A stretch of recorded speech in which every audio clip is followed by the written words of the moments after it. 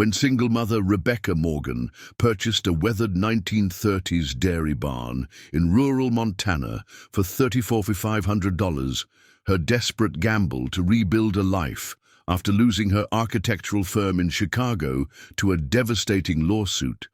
She never imagined that the peculiar set of blueprints hidden behind a false wall would be identified as belonging to a classified Cold War-era intelligence facility, trigger an immediate visit from the CIA director himself, expose a dormant Russian intelligence operation that had been gathering US military secrets for decades, reveal that her grandfather had been one of the original architects who designed secure facilities for the early CIA, and transform her from a bankrupt designer to a crucial consultant in neutralizing what intelligence officials called the most significant counterintelligence vulnerability on American soil in 50 years. And before we jump back in, tell us where you're tuning in from, and if this story touches you, make sure you're subscribed, because tomorrow I've saved something extra special for you.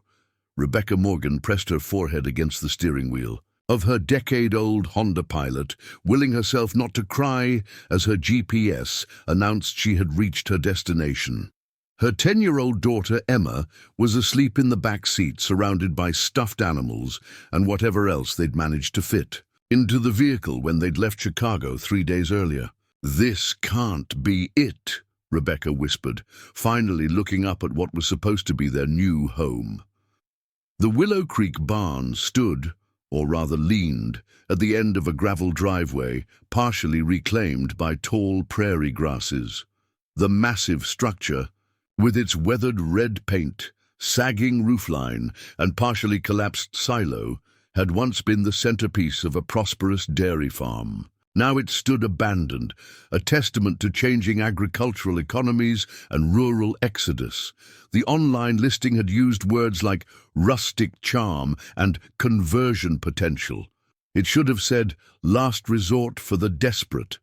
And desperate was exactly what Rebecca was. At 42, with a master's degree in architectural design and a once promising career creating innovative urban living spaces, she had built Horizon Designs into a respected Chicago firm with 15 employees. Then came the lawsuit, a wealthy client, claiming structural defects in a multi-million-dollar renovation. The suit was baseless, as engineering reports later proved, but the legal fees had drained her company's reserves before the case was dismissed. By then, the damage was done. Contracts cancelled, reputation tarnished, the firm collapsed, taking Rebecca's savings and downtown condo with it. The final blow had come when Emma's private school informed Rebecca that without tuition payment, her daughter couldn't return for fall semester. That's when she'd found the listing for Willow Creek Barn, a 6,000-square-foot former dairy barn with attached living quarters on 5 acres in Paradise Valley, Montana, all for just $34,500. A price so low it seemed impossible until the photos made clear why. The living quarters were barely habitable, the barn itself needed structural work, and the property had been on the market for years with no takers. But it was something they would own outright, with no mortgage. And with Rebecca's remaining funds, just over $17,000, she believed her architectural experience could transform it into a comfortable home, maybe even with studio space where she could rebuild her design practice in a region with less competition. "Mom, are we there?" Emma's sleepy voice came from the back seat as she rubbed her eyes, her blonde curls a tangled mess after hours in the car. "We're home, sweetheart," Rebecca said, trying to infuse the word home with an enthusiasm she didn't feel. "It needs some work, but it's all ours." Emma's eyes widened as she took in the dilapidated structure. "It looks like it's going to fall down." Rebecca laughed despite herself. "That's just because you're used to city buildings. Barns are built to last. This one's been standing for almost 100 years. She silently hoped it would remain standing through whatever Montana winter had in store for them. "Can we go inside?" Emma asked, her initial wariness giving way to curiosity. "Let's do it," Adventure awaits, right? The key stuck in the lock, requiring Rebecca to jiggle it while pushing against the warped door with her shoulder. When it finally gave way, the musty smell of abandonment greeted them. Dust, old hay, and something deeper, like paper left too long in a damp attic. The former living quarters consisted of what had once been the farm manager's residence, a small kitchen, a cramped living area, one bedroom, and a bathroom with fixtures dating to the 1970s. It was Spartan, but mercifully intact. The inspection report had confirmed the plumbing worked, the well tested clean, and the electrical had been updated sometime in the early 2000s. Small mercies that made this desperate gamble slightly less terrifying. "Can I see the big barn part?" Emma asked, bouncing with the resilient enthusiasm only children seem capable of maintaining in dire circumstances. "Sure, but stay close to me. There might be weak spots in the floor." The main barn space was cavernous, soaring ceilings with exposed beams, massive sliding doors at either end, and remnants of the dairy operation still visible in the form of old stanchions where cows had once stood for milking. Light filtered through dirty windows and gaps in the siding, creating ethereal beams in the dusty air. To Rebecca's trained eye, the structure was in better shape than she'd feared. The foundation appeared solid, the main support beams intact. With her expertise, this space could become something extraordinary. An open-concept living area, perhaps. Or the studio she'd always dreamed of. "It's like a castle," Emma declared, her voice echoing in the vast space. "A very rustic castle," Rebecca replied, but she found herself smiling. Her daughter wasn't wrong. There was a certain majesty to these old agricultural cathedrals, built with craftsmanship rarely seen in modern construction. Preparing and narrating this story took us a lot of time, so if you are enjoying it, subscribe to our channel. It means a lot to us. Now back to the story. As they explored further, Rebecca's designer's mind catalogued possibilities and challenges. The hayloft could become Emma's bedroom with a view of the mountains. The former milkroom might make a cozy office. The massive sliding doors could be replaced with walls of glass to capture the stunning Montana landscape visible through the gaps. It was while examining one of the interior walls that Rebecca noticed something odd. A section that didn't quite match the rest. While most of the barn featured vertical wooden siding, this 10-foot section had horizontal planking. To an untrained eye, it might have appeared as just another farm repair, but Rebecca's architectural background flagged it immediately as incongruous with the original design. "What's wrong with that wall?" she muttered, approaching for a closer look. The horizontal boards were newer than the surrounding structure, perhaps dating to the 1960s rather than the 1930s. Running her hand along the seam where it met the original wall, Rebecca felt a slight draft. Air movement where there shouldn't be any. "Emma, can you grab my toolbox from the car, the small one in the back seat?" While Emma ran to fetch the tools, Rebecca continued examining the wall. Tapping it produced a distinctly hollow sound compared to the solid thunk of the true structural walls. When Emma returned with the toolbox, Rebecca selected a pry bar and carefully worked it into the seam at the edge of the suspicious section. With a creak of protesting nails, one of the horizontal boards came loose, revealing a dark space behind.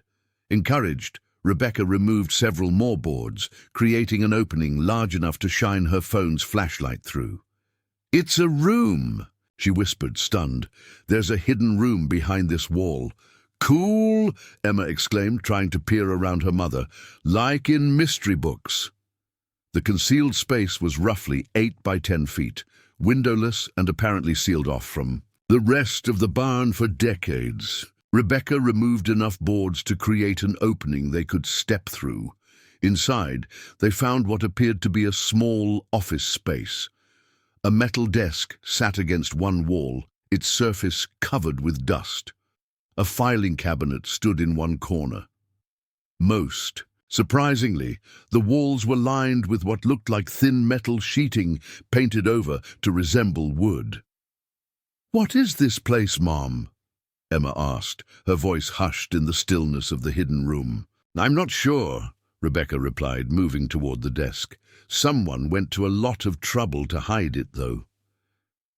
The desk drawers were locked, but the cheap mechanism yielded easily to Rebecca's pry bar.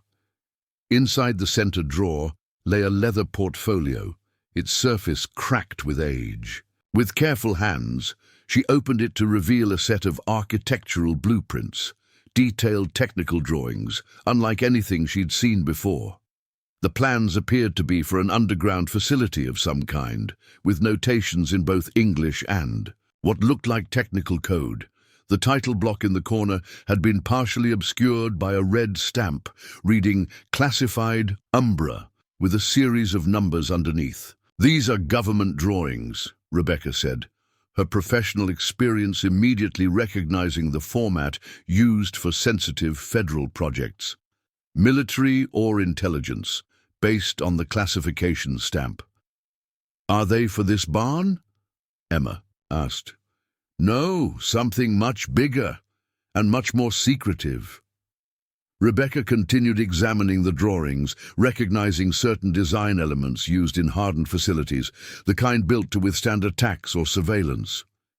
As an architect, she'd studied historical examples in graduate school, but had never seen actual classified plans. Beneath the blueprints lay a leather-bound journal. Opening it revealed meticulous handwritten notes dated 1962-1964, signed J. H. Morgan. The name made Rebecca freeze. "Morgan, that was Grandpa Jack's name, James Henry Morgan," she whispered. "Your grandpa?" Emma asked. "Did he live here?" "No, he was an architect in Washington, D.C. I never knew him well. He died when I was very young. Mom said he designed government buildings, but she never talked about his work much." Rebecca's hands trembled slightly as she turned the journal pages, finding detailed notes about construction techniques for secure facilities, references to acoustic isolation methods, and counter-surveillance measures. One entry, particularly, caught her attention. March 15, 1963, completed review of Montana site plans. Remote location ideal for echo facility requirements. Recommended additional screening measures in eastern wall access point. Thermal imaging technology advancing rapidly. Standard countermeasures may be insufficient within decade. Submitted alternative shielding proposal to Colhayes. "Mom, look," Emma said, pointing to the wall behind the desk. "There's something there." Rebecca raised her flashlight to reveal what appeared to be a built-in safe, its door blending almost seamlessly with the metal wall covering. Unlike the desk, this was no ordinary office furniture, but a sophisticated security installation. "We should probably stop touching things," Rebecca said suddenly, a sense of unease settling over her. Government blueprints stamped "classified," a hidden room with metal-lined walls, a journal from her grandfather mentioning secure facilities. This was far beyond the usual barn renovation surprise of bad wiring or pest damage. As they exited the hidden room, Rebecca's phone, which had been struggling to find signal since their arrival, suddenly chimed with an incoming call. The display showed "unknown number." With hesitation, she answered, "Hello? Ms. Rebecca Morgan?" The male voice was crisp, professional. "Yes, that's me. This is Special Agent Thomas Keller with the Federal Bureau of Investigation. We've been notified of a potential security concern at your location. I need to confirm, have you recently discovered a concealed space in the property you've just purchased?" Rebecca's blood ran cold. How could they possibly know? They'd only discovered the room minutes ago. Yes," she stammered. "How did you—" "Ms. Morgan, I need you to secure that space and not remove anything from it. A team will arrive at your location shortly. Please remain on the premises." "Wait, what's going on? What is this place?" Rebecca demanded, her initial shock giving way to maternal concern. I have my daughter with me. Should we be worried?" There was a slight pause. "No, Miss Morgan, you're not in any danger, but the materials you've discovered may be sensitive. Given your background in architecture and your familial connection to James Morgan, we believe you may have unintentionally acquired a property with historical intelligence significance." "My grandfather," Rebecca breathed. "This was his project?" "That's part of what we need to determine. Our team will arrive within the hour. In the meantime, please refrain from discussing this discovery with anyone." After the call ended, Rebecca stood in stunned silence, trying to process this bewildering turn of events. Their new beginning, already tenuous, had just become far more complicated. "Is something wrong?" Emma asked, sensing her mother's tension. Rebecca managed a reassuring smile. "No, sweetie. Some people are coming to look at what we found. Apparently it might be historically important. Like museum important or secret important?" "Maybe a bit of both," Rebecca admitted, putting her arm around her daughter's shoulders. "Let's go back to the car and get some snacks while we wait." As they walked outside, Rebecca noticed something she'd missed in her earlier distress. The spectacular view of the Paradise Valley spread before them, the Absaroka Mountains rising majestically in the distance, painted in the amber light of late afternoon. Whatever complications this hidden room might bring, the beauty of this place remained undeniable. Within 45 minutes, the quiet rural property transformed into a scene of controlled urgency. 3 black SUVs arrived, disgorging a team of agents in plain clothes who immediately established a perimeter around the barn. Equipment cases were efficiently unloaded, and a secure communications setup appeared with remarkable speed. A man who identified himself as Assistant Director Jensen of the FBI approached Rebecca, who stood protectively close to Emma near their Honda. "Ms. Morgan, thank you for your cooperation. We'll need to examine the concealed space you discovered. This is a matter of historical intelligence security." "My grandfather," Rebecca said. "His journal is in there. He was involved in this, wasn't he?" Jensen's expression remained professional, but softened slightly. James Morgan was a significant government contractor in the early 1960s. His architectural expertise was instrumental in certain sensitive projects during a critical period of the Cold War. Beyond that, I'm not authorized to share details at this time. As the agents worked in the barn, a 4th vehicle arrived, a helicopter touching down in the open field adjacent to the property. Rebecca watched in disbelief as a distinguished-looking man in his 60s emerged, accompanied by 2 serious-looking individuals who screened his approach to the barn. "Who's that?" Emma whispered. "I have no idea," Rebecca replied, but something about the deferential body language of the FBI agents suggested someone of considerable authority had just arrived. Assistant Director Jensen approached again, his manner notably more formal. "Ms. Morgan, Director Harper would like to speak with you privately. This is unusual. The director rarely makes field visits." "Director Harper of the FBI?" Rebecca asked, confused by the escalation in official presence. Jensen cleared his throat. "No, Ms. Morgan. Director Harper is the current director of the Central Intelligence Agency." Rebecca felt her world tilt slightly. The CIA director had just landed at her dilapidated barn in Montana, mere hours after she'd discovered a hidden room. What had she stumbled into? "My daughter," she began. "One of our agents is a mother herself. She'd be happy to show Emma our communications equipment while you speak with the director. I assure you, she'll remain within your sight at all times." After ensuring Emma was comfortably settled with Agent Meredith Davis, who was indeed demonstrating some impressively high-tech communication devices, Rebecca was escorted to what had once been the farm manager's small living room. Inside waited the man from the helicopter, his shrewd eyes assessing her with unconcealed interest. "Ms. Morgan," he said, extending his hand. "Richard Harper, thank you for agreeing to speak with me." "I'm not sure I had much choice," Rebecca replied, shaking his hand nonetheless. A slight smile crossed his face. "Fair enough. Please, sit down." As they both took seats at the small kitchen table, an incongruous setting for meeting the head of America's Foreign Intelligence Service, Harper studied her face. "You have a remarkable resemblance to your grandfather," he said, surprising her.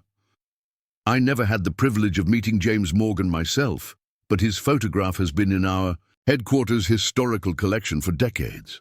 "You have my grandfather's picture at CIA headquarters?" Rebecca asked incredulously. "Along with other key contributors to our facilities and capabilities during the Cold War." James Morgan wasn't CIA. He was a contracted architect, but his contributions to secure facility design were invaluable. Harper leaned forward, his manner becoming more direct. "Ms. Morgan, what you've discovered here isn't just a quirky architectural feature or a historical footnote. This property sits atop what was once designated Echo Site, a critical communications relay facility designed to maintain government continuity during a potential nuclear exchange with the Soviet Union. A nuclear bunker under my barn?" The absurdity almost made Rebecca laugh, despite the gravity of Harper's expression. "Not exactly. Echo Site was a signal intelligence facility designed to remain operational even after a first strike. It was part of a network of communication points strategically positioned across the country, disguised as ordinary agricultural or industrial buildings. Your grandfather was the lead architect on several of these facilities, including this one. But why is the CIA director personally visiting a decommissioned Cold War facility?" Rebecca pressed. "Surely this is a historical curiosity, not a current security concern." Harper's expression grew somber. "Under normal circumstances, you'd be correct. These facilities were decommissioned decades ago, their sensitive equipment removed, their purposes obsolete in the age of satellite communications and the Internet." He paused, seeming to weigh his next words carefully. "However, the blueprints you discovered aren't just for this facility. Based on what my team has already assessed, they appear to contain design specifications for the entire Echo network, including facilities that remain classified to this day. Some of these installations were later repurposed for current intelligence operations." Rebecca's architectural mind quickly grasped the implication.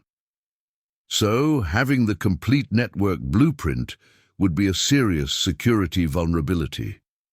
Precisely. In the wrong hands, these documents could compromise ongoing operations and potentially endanger personnel. But why were they hidden here, and why wasn't this room discovered when the facility was decommissioned? Harper smiled thinly. "That's what makes this particularly interesting, Ms. Morgan. According to our records, your grandfather officially turned over all classified materials related to Project Echo in 1965. There was no indication he retained copies, especially not design specifications for the entire network. Yet he hid them here, in rural Montana, in a property that has no connection to our family that I know of," Rebecca mused. "It doesn't make sense." "That's part of what we need to determine," Harper said. "The fact that these materials surfaced now when certain foreign intelligence services are actively seeking information on our Cold War infrastructure is concerning." Rebecca's eyes widened. "You think this was deliberate?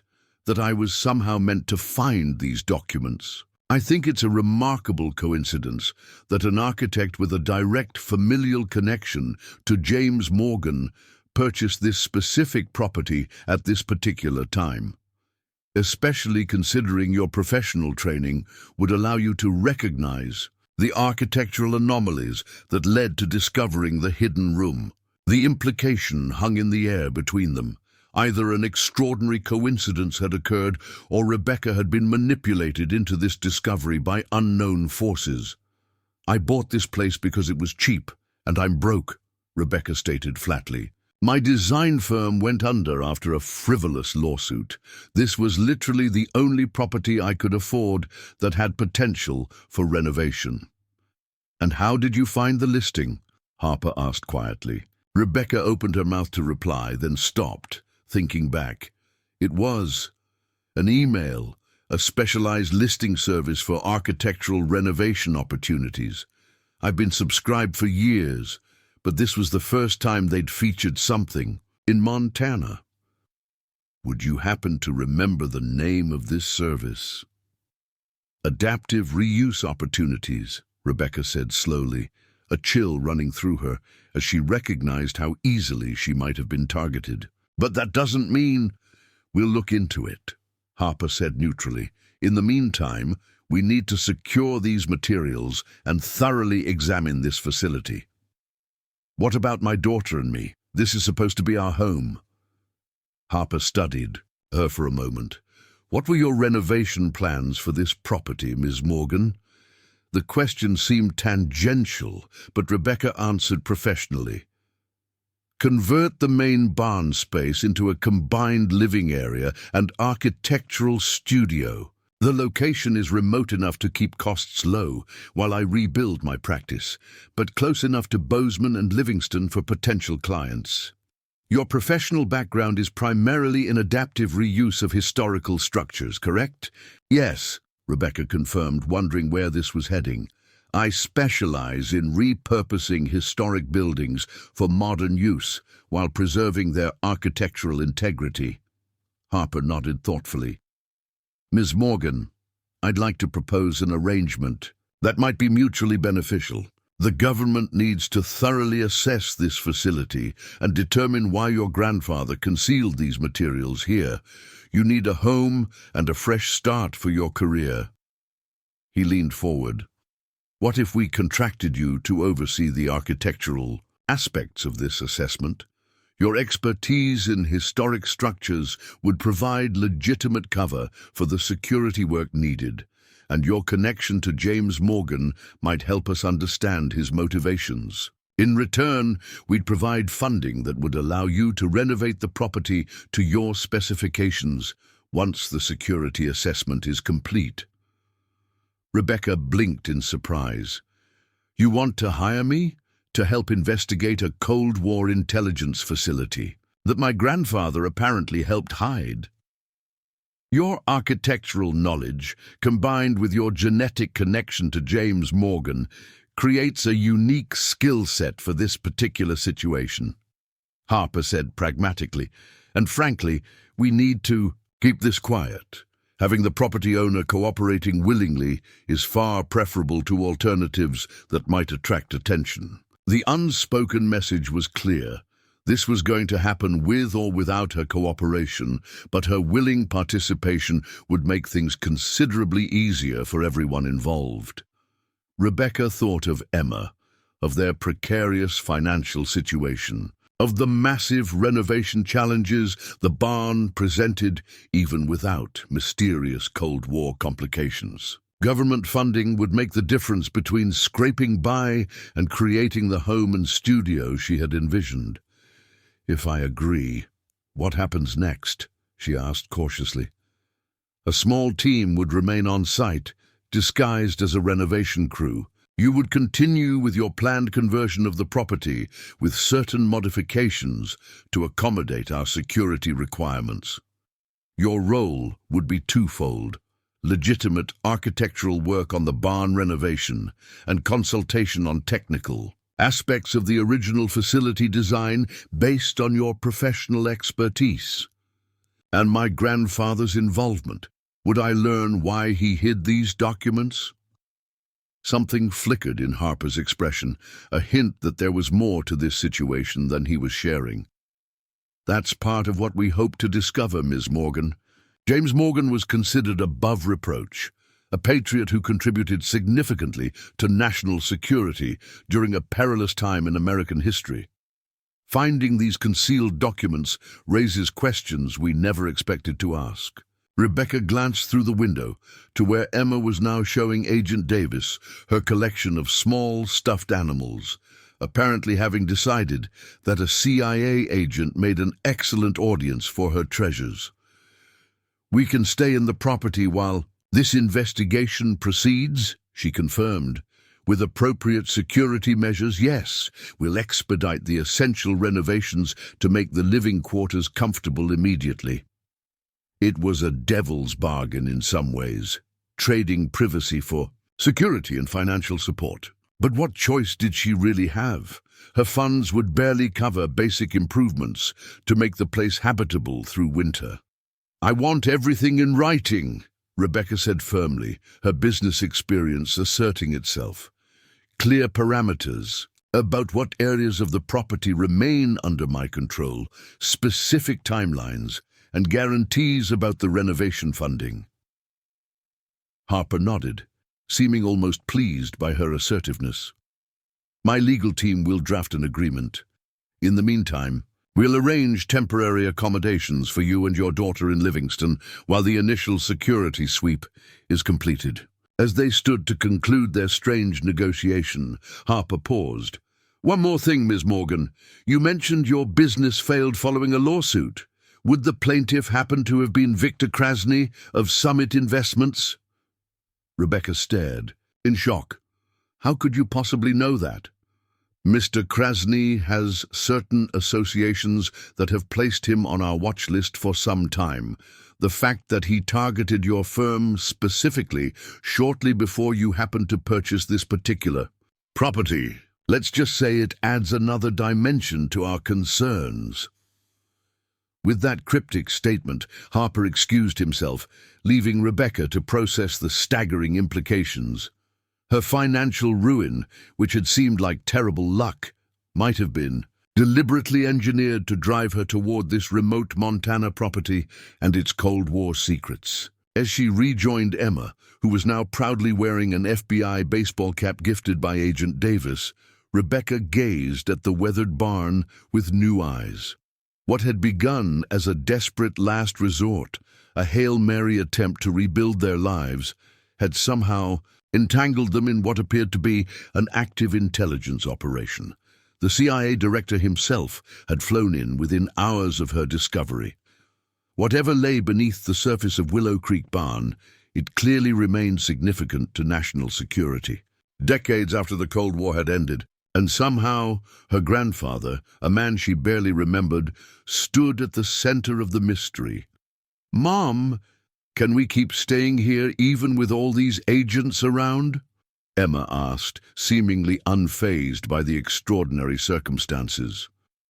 Rebecca hugged her daughter close. "Yes, sweetie, in fact, they're going to help us fix up the barn faster than we could have done ourselves." "Cool!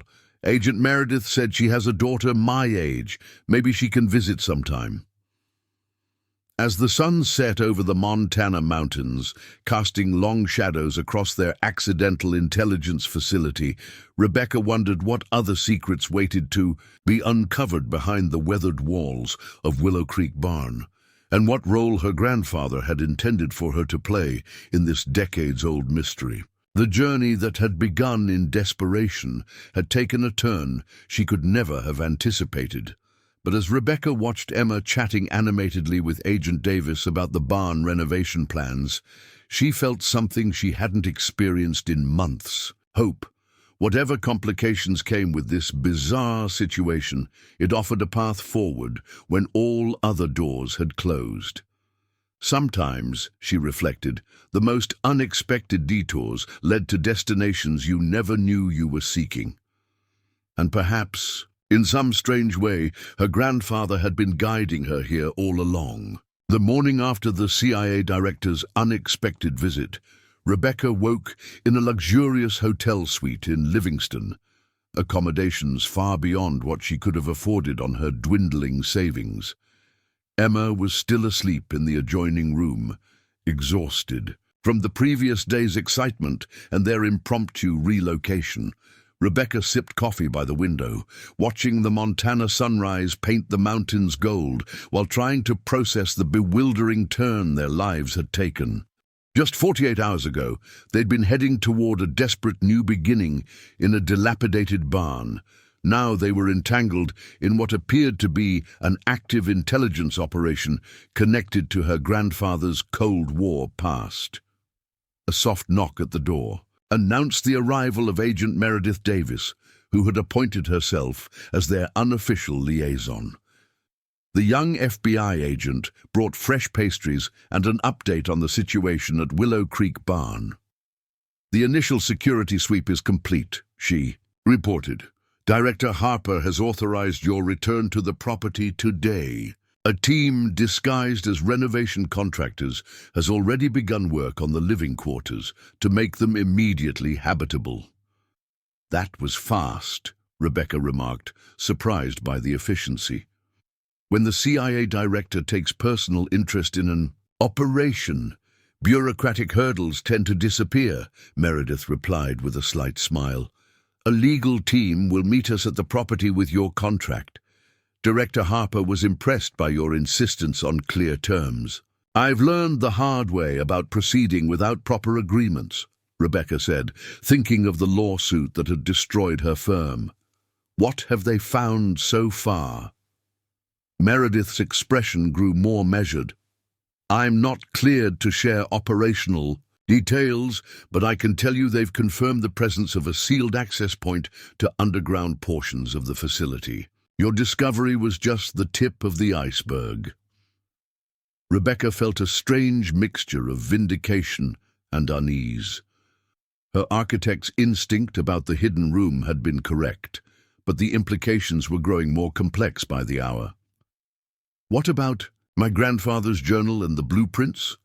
"Those have been temporarily transferred to a secure facility for analysis. You'll be granted supervised access as part of your consulting role." When they returned to Willow Creek Barn later that morning, Rebecca barely recognized the approach to the property. The overgrown driveway had been cleared and graveled. A professional-looking sign reading Morgan Restoration Project stood near the entrance. Half a dozen vehicles were parked outside, and the sounds of construction echoed from within. "They've been busy?" Rebecca murmured as they pulled up. Inside, the transformation was even more dramatic. The small living quarters had undergone an astonishing overnight renovation. New drywall, fresh paint, updated fixtures, and even new furniture had appeared as if by magic. What had yesterday been a barely habitable space now looked like a comfortable, if compact, apartment. "Wow!" Emma exclaimed, running to explore the bedroom that had been outfitted with a new bed, desk, and bookshelf. "Mom, they even got me purple sheets.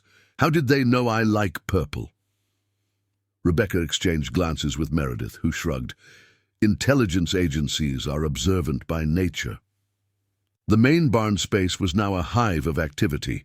Men and women in construction gear moved with purpose, but Rebecca's trained eye noticed their movements had the disciplined precision not typically found on renovation sites.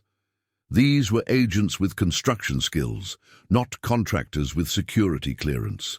A distinguished woman in her 60s approached, hand extended. "Ms. Morgan, I'm Catherine Reynolds, legal counsel for the Special Projects Division. I have the agreement Director Harper mentioned."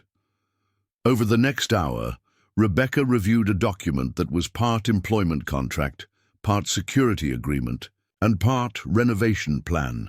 The terms were surprisingly favorable: substantial compensation for her consultation role, generous funding for the barn conversion, and clear parameters about which areas remained under her control versus government. Access. "This is remarkably straightforward," Rebecca noted, her business experience making her suspicious of anything that seemed too good to be true. Reynolds smiled thinly. "Director Harper emphasized the importance of your willing cooperation. We find honesty works better than obfuscation in such circumstances." After signing the agreement, Rebecca was introduced to the operations field director, Michael Brennan, a former architect who now worked for an unnamed government agency. His architectural background made him the perfect liaison between Rebecca's renovation plans and the security team's requirements. "We've established a cover story," Brennan explained as he walked Rebecca through the barn. "Officially, you've received grant funding from the Historical Rural Architecture Preservation Society, a real organization that does actually support such projects, and now has a sudden influx of anonymous donation money. This explains the construction crew and resources without raising local suspicions." "And what am I actually doing here, beyond renovating my new home?" Rebecca asked bluntly. "3 things," Brennan counted on his fingers. "First, legitimate architectural work, converting this barn into your home and studio. That part's real and beneficial to both parties. Second, consulting on technical aspects of the original facility based on your professional expertise. Third, and perhaps most important, helping us understand why your grandfather concealed these materials here and what connection, if any, exists to current security concerns." They paused near the hidden room, which had been expanded to reveal a metal door built into what had appeared to be solid foundation. "That leads to the actual Echo facility?" Rebecca asked. Brennan nodded. "A hardened communication bunker approximately 30 feet below ground. Small by modern standards, about 2,000 square feet of operational space, but remarkably sophisticated for its era. We're still assessing its condition." "When can I see it?" "Once the structural engineers confirm its stability. Abandoned underground facilities present safety concerns." As they continued the tour, Rebecca realized the operation maintained perfect complementarity with her own renovation goals. The security team focused on the hidden facility and its secrets, while simultaneously advancing the barn conversion at a pace she could never have managed alone. By mid-afternoon, Emma had been enrolled in the local school with transport arranged, additional furniture had been delivered, and Rebecca's architectural drafting equipment had been set up in a temporary studio space. The efficiency was almost unnerving. "This is like those home renovation shows where they transform a house in a week," Rebecca remarked to Meredith, who had remained as their primary contact, except with federal agents instead of TV personalities. "The comparison isn't entirely inaccurate," Meredith laughed, "though our budget comes from classified appropriations rather than advertising revenue."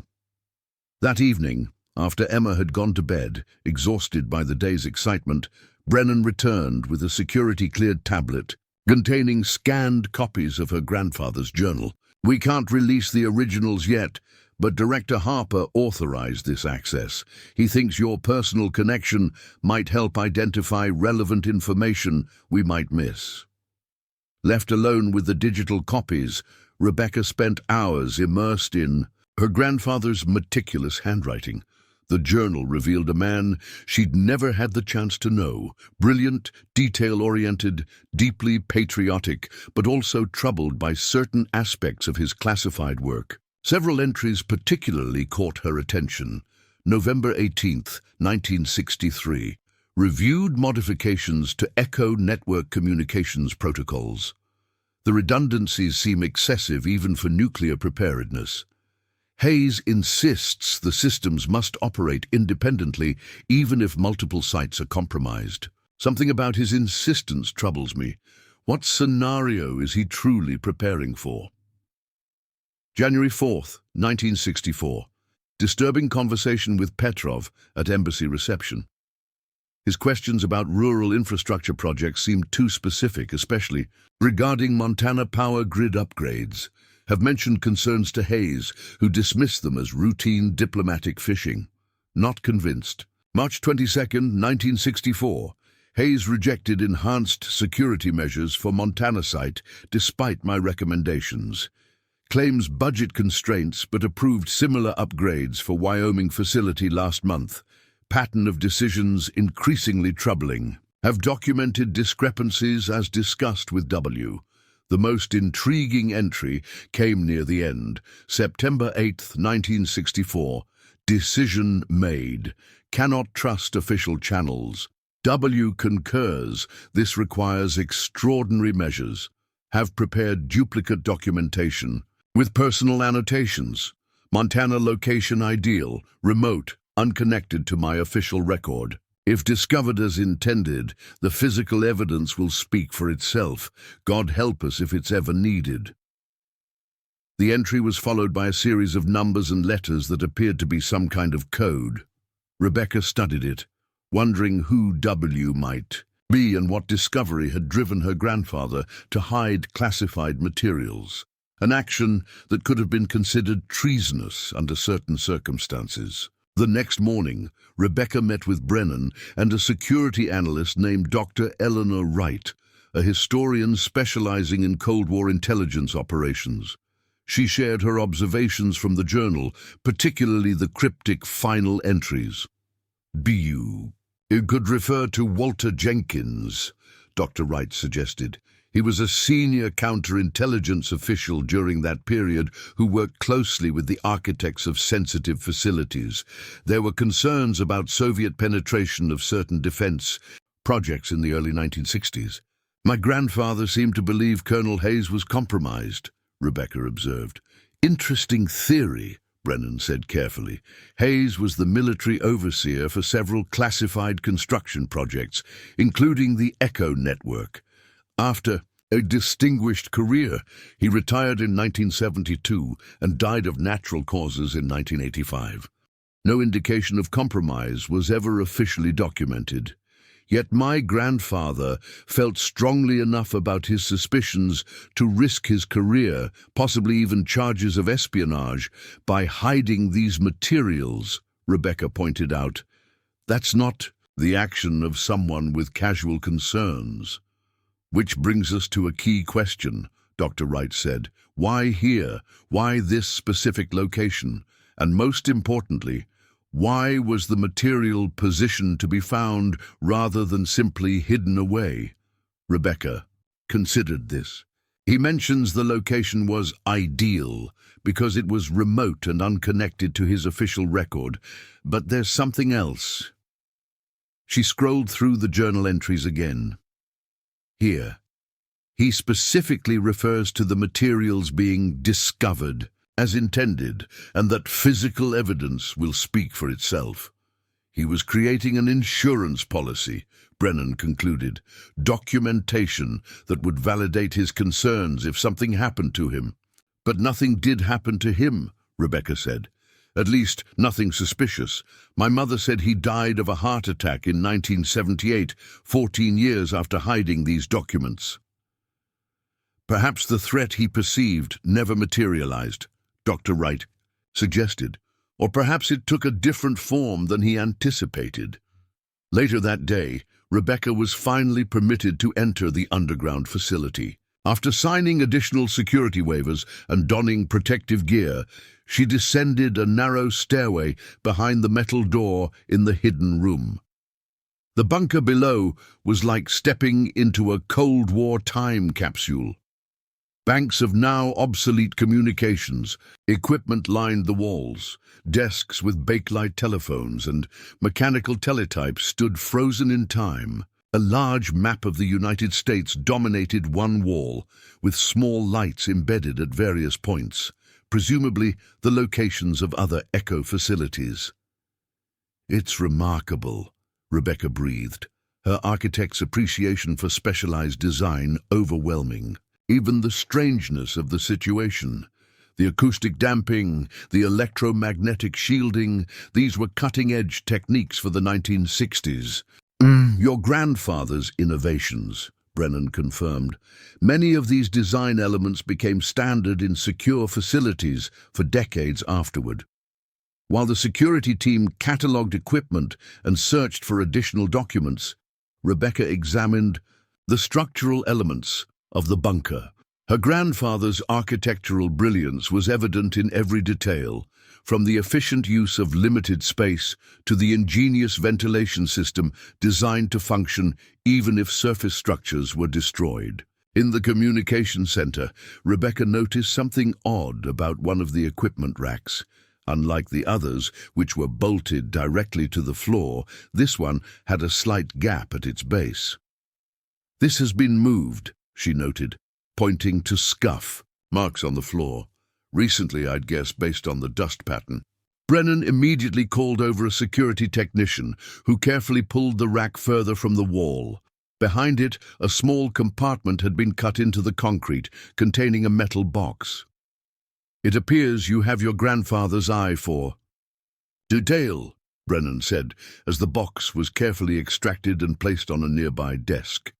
The locked container yielded to specialized tools, revealing another set of documents, these even more sensitive than those found in the hidden room. They detailed what appeared to be evidence of security compromises at several ECHO facilities, with Colonel Hayes's signature on authorization forms that diverted equipment and technical specifications to projects not listed in official records. Most damning was a microfilm containing photographs of Hayes meeting with a known Soviet diplomat outside official channels, along with intercepted communications suggesting information about the ECHO network had been passed to Moscow. "This is why my grandfather created his insurance policy," Rebecca said quietly. "He had proof of a Soviet asset operating at the highest levels of a critical defense project, but nowhere to safely report it. The question remains, why didn't he come forward after securing this evidence?" Dr. Wright wondered. The answer came later that evening when Director Harper himself returned to Willow Creek Barn after reviewing the newly discovered materials. He met with Rebecca in what was rapidly becoming her actual architectural studio as the renovation progressed. "At remarkable speed. Your grandfather was placed under counterintelligence surveillance after raising his concerns about Hayes," Harper explained, his expression grave. "An unfortunate coincidence of timing made him appear potentially compromised." "They suspected him instead of Hayes," Rebecca realized. Harper nodded. "The very month your grandfather began documenting his concerns, a Soviet defector reported that a high-level American architect with access to defense projects had been recruited by Moscow. The description was deliberately vague, standard Soviet. Disinformation meant to trigger internal investigations that disrupted operations. So when my grandfather tried to report Hayes, his own loyalty was questioned instead," Rebecca concluded. "Exactly. Rather than risking having his evidence dismissed as an attempt to deflect from his own alleged compromise, he created this elaborate contingency, evidence hidden where it would eventually be found by someone who could vindicate him, but only after sufficient time had passed." "But why wait so long? Why not arrange for this discovery after his death?" Harper's expression grew somber. "Based on what we've pieced together, your grandfather made multiple attempts to guide trusted colleagues to this location after his surveillance ended. Each time, circumstances intervened. The FBI agent he contacted died in a car accident in 1976. The journalist who began investigating Hayes's post-retirement finances abandoned the story when offered a prestigious overseas assignment. Are you suggesting these were not coincidences? Let's just say the pattern raises questions that merit investigation, even decades later," Harper replied carefully. "Soviet intelligence played a long game." Rebecca processed this information, feeling a newfound connection to the grandfather she'd barely known. His architectural brilliance had been matched by moral courage in the face of devastating personal risk. "There's something else you should know," Harper continued. "The lawsuit that destroyed your firm, we've confirmed Viktor Krasny has documented connections to Russian intelligence services. The case against you was engineered specifically to create financial circumstances that would make Willow Creek Barn an attractive option." But why?" Rebecca asked, struggling to understand. Why lead me to my grandfather's evidence now, decades after the Cold War ended? Because the Echo network didn't end with the Soviet Union's collapse, Harper said grimly. Several of these facilities were repurposed for modern counterintelligence operations, particularly those targeting Russian capabilities that survived the transition from KGB to their current intelligence services. He spread a map across Rebecca's drafting table. The Montana site was decommissioned, but the structural designs your grandfather created were adapted for next-generation facilities. If certain elements of Russian intelligence discovered that James Morgan had hidden compromising historical evidence, finding it could lead them to technical vulnerabilities in our current systems. So I was maneuvered here as part of a Russian operation to uncover my grandfather's hidden documents, Rebecca said slowly, which they believed might contain information useful for penetrating modern facilities based on his designs. We believe so, yes. Krasny's firm has invested in numerous properties connected to Cold War infrastructure, always through multiple shells and cutouts. Your architectural expertise made you the perfect unwitting asset for evaluating the technical aspects of what you found. Rebecca fell silent, processing the layers of manipulation that had brought her to this moment. Her financial ruin, which had seemed like terrible luck, had been deliberately engineered as part of an intelligence operation targeting her grandfather's hidden legacy. What happens now? She finally asked. We continue as planned, Harper said simply.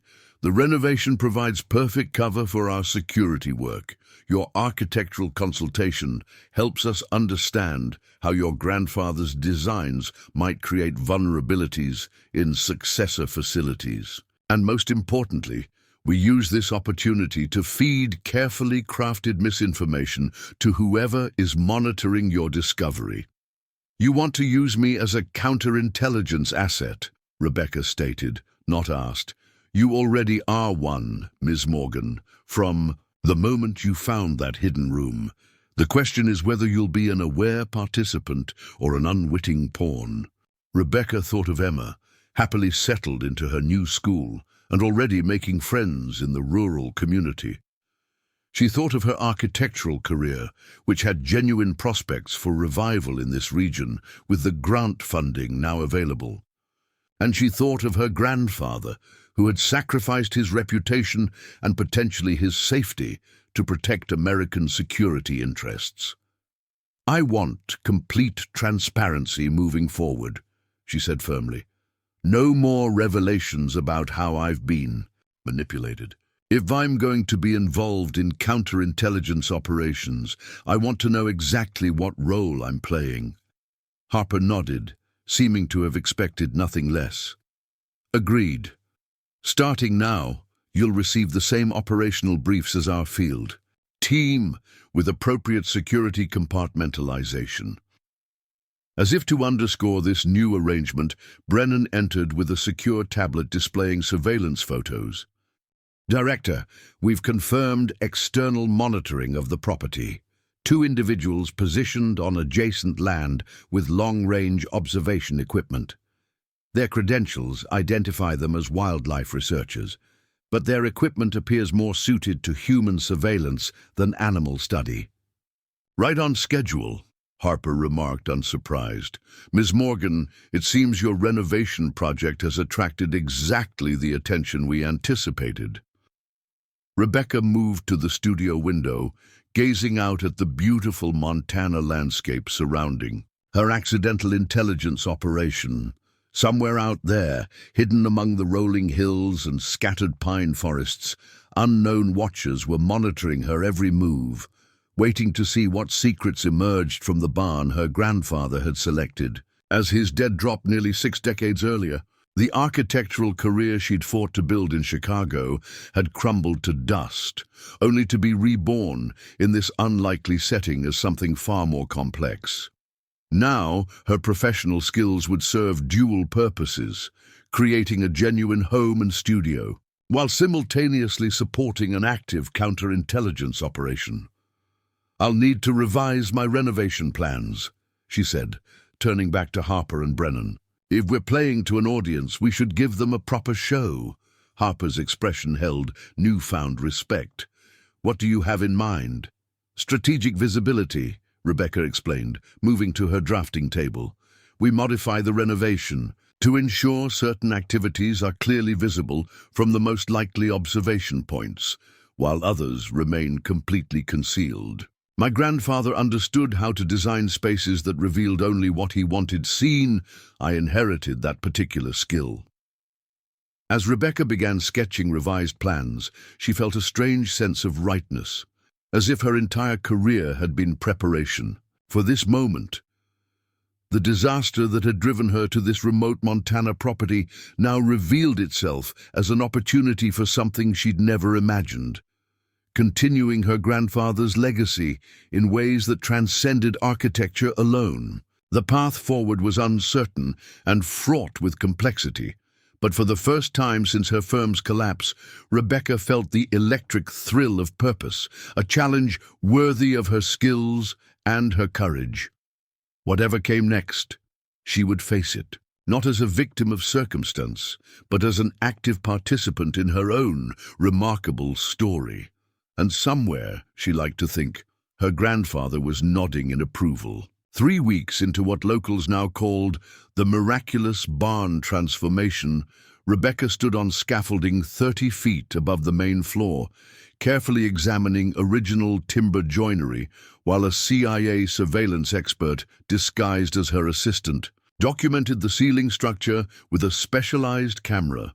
The renovation had proceeded at an astonishing pace, with round-the-clock crews working in shifts to transform both the living quarters and main barn space. What had begun as a desperate last resort was rapidly becoming an architectural showcase and an active counterintelligence operation. "Our friends on the ridge have upgraded their equipment," murmured Thomas, the surveillance expert, referring to the Russian observers maintaining their wildlife researcher cover story. "New telephoto lenses yesterday, FLIR capabilities today. They're getting serious." "Then we should give them something worth watching," Rebecca replied, her confidence growing with each passing day in her unexpected role. The renovation had been strategically designed to create what Director Harper called calculated transparency, allowing the observers to witness certain activities while others remained hidden. Rebecca's architectural expertise proved invaluable in creating spaces that appeared open while concealing critical activities from distant observation points. "Ready for today's performance?" Thomas asked with a slight smile. "Places everyone," Rebecca confirmed, checking her watch. Right on schedule, a truck bearing the logo of a specialized restoration company arrived at the barn. This carefully choreographed delivery would receive maximum attention from the Russian observers, as it contained what appeared to be ground-penetrating radar equipment, ostensibly for checking the structural foundation, but conspicuous enough to suggest the search for additional hidden spaces. What the observers couldn't know was that the real investigation had been completed during the night, using much more sophisticated equipment. This daylight delivery was theater, elaborate misdirection designed to focus attention precisely where the counterintelligence team wanted it. Rebecca had discovered she possessed a talent for this work, the ability to design not just physical spaces, but layers of perception. Architecture had always been about controlling how people experienced environments. Counterintelligence, she found, operated on remarkably similar principles. As she descended from the scaffolding, Rebecca caught sight of Emma returning from school, chatting animatedly with Agent Meredith Davis. Over the past weeks, her daughter had blossomed in their new environment. The trauma of leaving Chicago had faded, replaced by excitement about their extraordinary home and the movie-like adventure they were experiencing. Rebecca had decided, with Harper's support, to be partially truthful with Emma. Her daughter knew they had discovered something historically important that had belonged to her great-grandfather.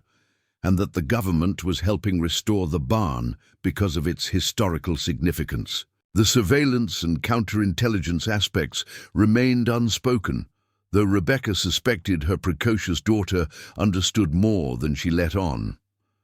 "Mom!" Emma called, running across the barn's newly refinished floor. "We're studying the Cold War in history class. I knew all the answers about fallout shelters and secret bunkers." Rebecca exchanged amused glances with Meredith. "Did you now? I wonder how that happened." "I told them my great-grandpa was an architect who built secret government buildings," Emma continued proudly. "Miss Peterson didn't believe me until I showed her the history book you gave me, with his name in it." The history book had been carefully prepared by the CIA's documentation team, a legitimate publication about Cold War architecture, with James Morgan's contributions appropriately noted, but nothing revealing classified information. Its perfectly timed discovery among Rebecca's possessions had been one of many touches designed to build their cover story.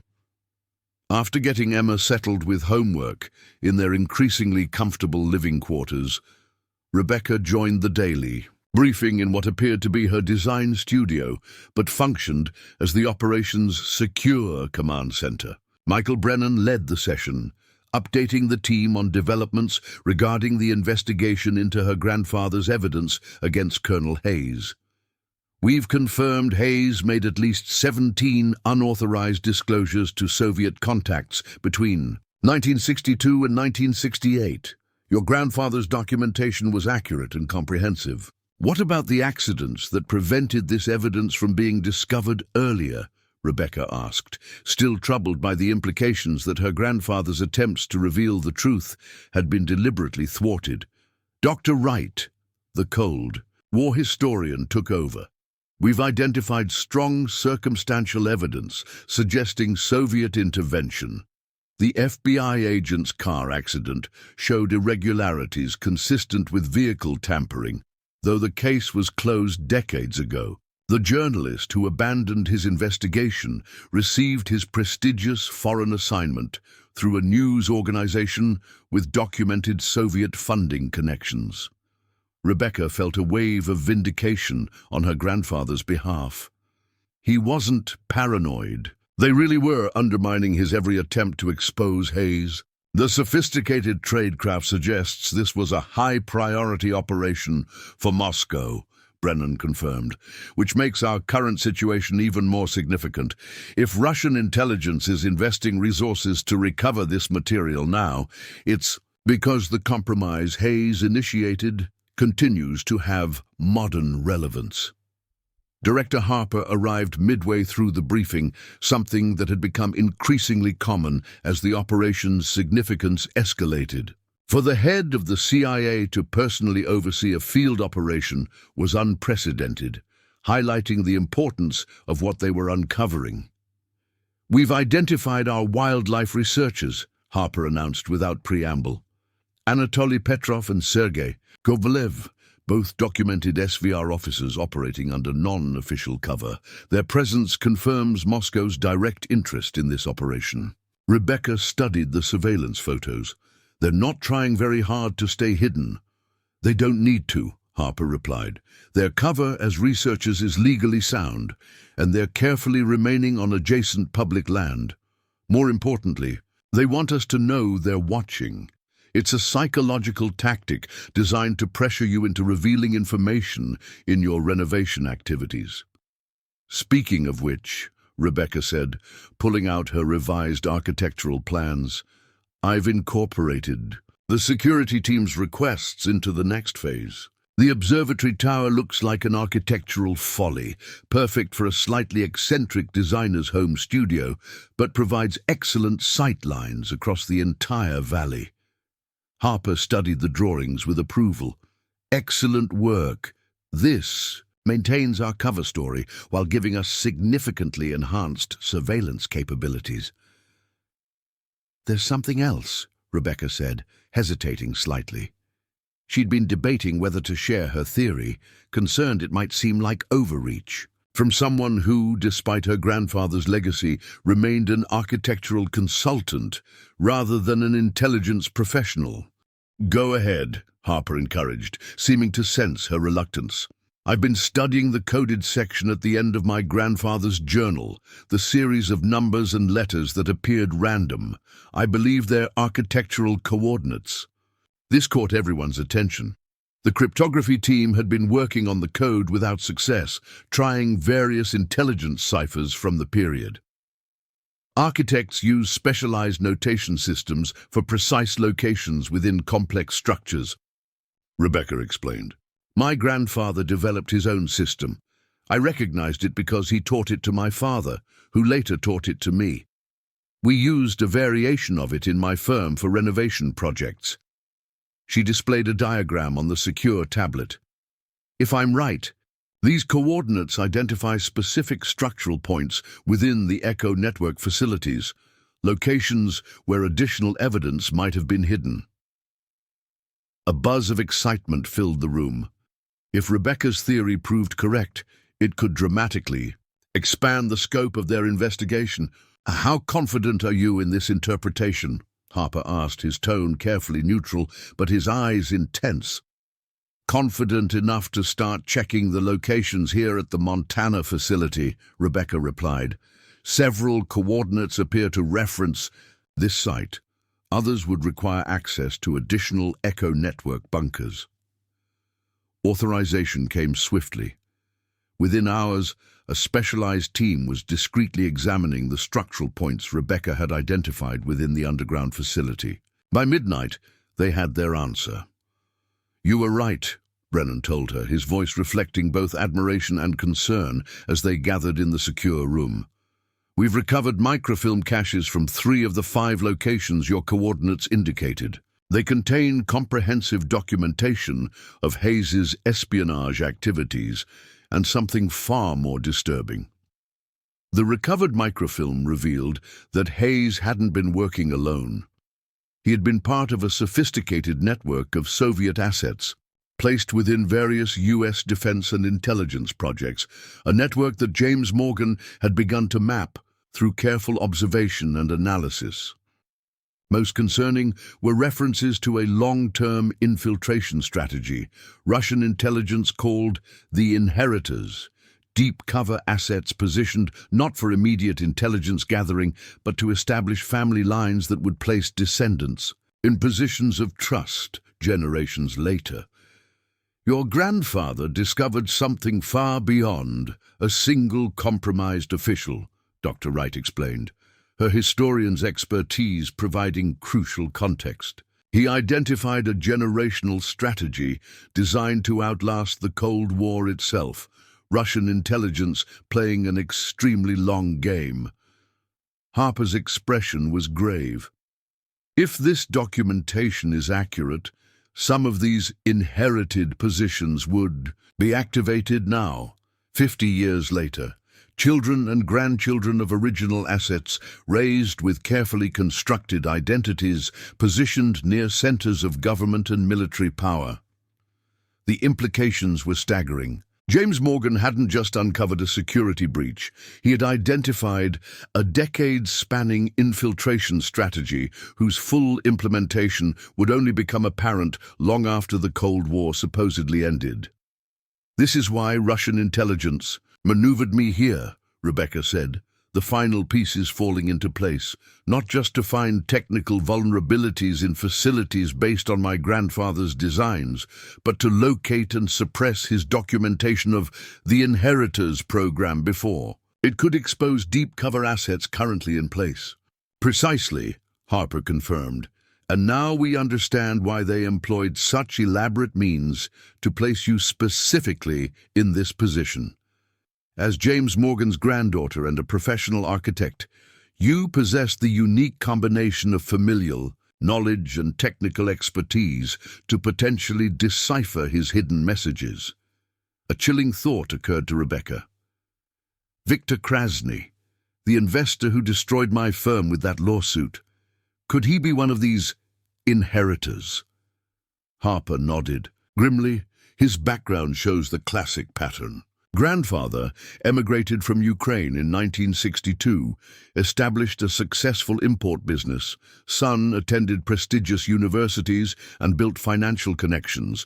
Grandson Victor positioned at the intersection of international investment and infrastructure development. 3 generations of careful positioning. The revelation left Rebecca momentarily breathless. Her professional destruction hadn't just been collateral damage in an intelligence operation, it had been orchestrated by someone potentially continuing the very infiltration her grandfather had tried to expose. "We need to move quickly," Harper said, his decision immediate. "Ms. Morgan's decryption of the architectural coordinates gives us a critical advantage. But once Petrov and Kovalev realize we're accessing these hidden caches, they'll report to Moscow. We can expect escalation." The team transitioned into rapid response mode, developing a strategy to leverage Rebecca's breakthrough while maintaining their cover operation. Additional security personnel arrived overnight, integrated seamlessly into the renovation crew. Surveillance was enhanced, with particular attention to access routes surrounding the property. Through it all, Rebecca found herself drawing on reserves of resilience she hadn't known she possessed. The architectural problem-solving skills that had built her Chicago career now applied to an infinitely more complex challenge, helping unravel a decades-old intelligence operation while protecting her daughter and rebuilding their lives. The next morning, as dawn broke over the Montana mountains, Rebecca stood at the newly installed glass wall that formed the eastern side of what would become her studio. The renovation had transformed the barn's silhouette, blending historical, agricultural architecture with contemporary design in a way that honored both traditions. Emma joined her, sleepily leaning against her side. "It's starting to look amazing, Mom." "It is, isn't it?" Rebecca agreed, putting her arm around her daughter's shoulders. "Very different from what we first saw." "Like us," Emma said with unexpected perception. "We're different too. Before you were always worried. Now you're like a superhero architect spy." Rebecca laughed, but the observation struck home. She had arrived at Willow Creek Barn defeated and desperate, her confidence shattered by professional ruin. Now she stood straighter, moved with purpose, approached challenges with renewed faith in her abilities. "Ms. Morgan," called one of the security team, approaching with a satellite phone. "Director Harper needs to speak with you immediately." The call was brief, but consequential. One of Hayes's documented contacts from the 1960s, a Soviet diplomatic attaché named Yuri Volkov, had been identified entering the United States 3 days earlier. Now, in his 80s, Volkov had officially retired from Russian intelligence decades ago, but his sudden appearance suggested direct Kremlin interest in the situation. "We believe he's being brought in to evaluate our operation and potentially identify what your grandfather may have hidden," Harper explained. "His historical knowledge makes him valuable in ways modern officers can't match." "How does this change our approach?" Rebecca asked, already thinking through architectural adaptations that might be needed for enhanced security. "Acceleration and misdirection," Harper replied. "We're going to create a highly visible discovery event, something our observers can't miss, while simultaneously extracting the remaining evidence your grandfather concealed." The plan came together rapidly. A specialized excavation team would arrive the following day, ostensibly to investigate structural anomalies beneath the barn foundation. Their activities would be conspicuously visible from the Russian observation posts, creating the impression of a major discovery about to happen. Meanwhile, Rebecca would use her grandfather's architectural coordinates to guide a covert team to the remaining evidence caches within the Echo facility, operating literally beneath the feet of the visible excavation team. "We're essentially creating architectural theater," Rebecca explained to Brennan as they finalized details. "The visible structure draws attention, while the real activity happens in spaces deliberately concealed from observation." Using the Russians' expectations against them, Brennan nodded approvingly. They're so focused on what they believe you're about to find that they'll miss what we've already discovered. The next 48 hours unfolded with precision. The excavation team arrived with impressive equipment, setting up under the barn's newly renovated roof. Their ground-penetrating radar scans and core sampling activities created a compelling spectacle of serious investigation. Meanwhile, Rebecca led the covert team through the underground facility, using her grandfather's coordinates to locate the remaining evidence caches. James Morgan had been methodical in his documentation and brilliantly strategic in his hiding places, using his architectural expertise to conceal critical materials within the structural elements of the facility itself. The final cache proved most significant, containing not just historical documentation, but what appeared to be a detailed organizational chart of the Inheritors program, including family trees and projected positions of influence the descendants would eventually hold. "This is extraordinary," Dr. Wright breathed as they examined the recovered materials in the secure room. "Your grandfather created a comprehensive map of Soviet long-term infiltration planning. The intelligence value is incalculable and potentially devastating to Russian operations decades in the making," Harper added, joining them after supervising the visible excavation theater. "Many of these projected positions align with current placements in defense contracting, critical infrastructure and technology sectors."